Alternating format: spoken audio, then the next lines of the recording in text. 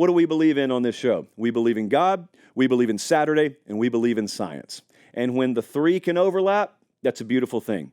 And they're about to right now. So last year, we did a segment on the show because we were sitting around as a staff and we realized, wait a second, the NFL draft just happened. And as it turns out, the NFL draft has been telling us everything we need to know about how the college football playoff's going to end. How? Well, we found out the NFL draft, even as we sit here now, the NFL draft for 7 straight seasons has proven that the team that won the playoff, the team that won the national title, ended up having the most kids taken in the draft. And so you're sitting around, you're thinking, wow, that's great, Josh, but that's also useless information because the draft doesn't happen until after the title game. Well, how do we get ahead of it? That's what we wanted to know. How do we get ahead of it? Science. That's how we get ahead of it. So mock draft science worked its way into the equation of the show last year. Last year, just to set the scene for you, Michigan ended up having 13 kids drafted. Michigan also won a national championship. Texas had 11. Bama had 10. Washington had 10. You think I'm joking with you? Yes, even last year, Washington, which should have been an outlier, right? Who could have seen Washington coming? I'll tell you who could have seen Washington coming. Because last year, Ohio State was number 1. When we started doing this exercise last year, we looked at the mock drafts. We aggregated the big 4 in the industry, and we looked and we saw Ohio State. They had an average of 5 projected first-rounders. We thought Ohio State would win the national title. More on that in a second. But look what happened right behind them. Alabama was 2nd. Washington was 4th. Washington was actually tied for 3rd. Texas was tied for 3rd. All of the playoff teams were there except one. Michigan wasn't up there. Michigan, what happened with Michigan? Well, what happened was when we look at the mock drafts this time of year, all they project is first-rounders. Okay, there aren't mock drafts out there that project 7 rounds for something happening a year from now because that would be psychotic even by mock draft standards. And what happened was Michigan ended up sending J.J. McCarthy and then a whole lot of 2nd through 7th round guys. Well, they didn't show up in the mock drafts. That didn't mean Michigan wasn't loaded. Michigan may have the opposite problem this year. So here's what I'm getting to. That's the past. Here's the future. I am literally, it's 7:41 p.m. on Thursday, May 16th, the year of our Lord 2024. And spoiler alert, I apologize. But what else are we going to do tonight? I'm going to tell you who's going to win the national championship this upcoming year. And this is science. This is not me. This is science. So if I'm right, I want the credit. If I'm wrong, it's all on Jesse, a.k.a. science. So we combine 24/7 and The Athletic and PFF and ESPN because we really like the mock drafts they put together. And here's what we have come to the conclusion of. Michigan. Michigan's going to win the national championship again.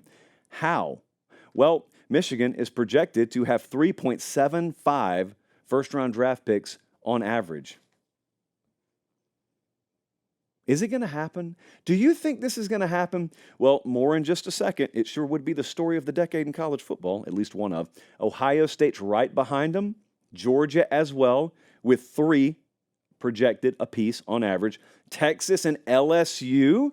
LSU circling here, even with Texas, 2.75 average first-round draft picks projected. Friends, Colorado is squarely in the mix. I will dismiss them momentarily because I'm either a hater or a realist, and it's crazy how frequently those two are conflated when talking about Colorado. Penn State and Oregon, 1.75 projected on average. So here's the thing with Michigan. I think that I want to argue with the science a bit.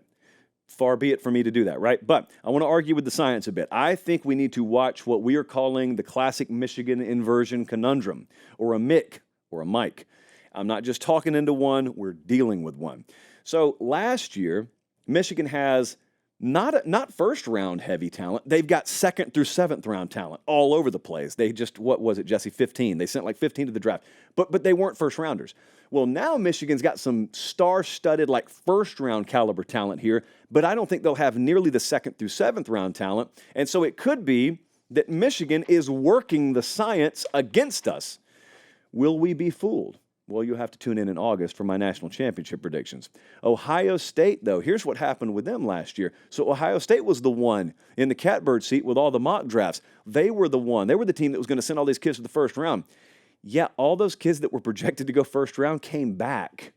That's why Ohio State ended up not littering the NFL draft to the degree they could have, because JTT back, Jack Sawyer back, Ibuka, all those guys are back, and I think that bodes pretty well for them this year. Colorado's an outlier. Colorado, what you're going to end up seeing is they'll have a couple of guys go really high, like Shedeur, Travis Hunter. They're in that conversation. They could go really high, and they may not even have another guy drafted. Or if they do, it certainly won't be anywhere close to the same ballpark as what Michigan just did.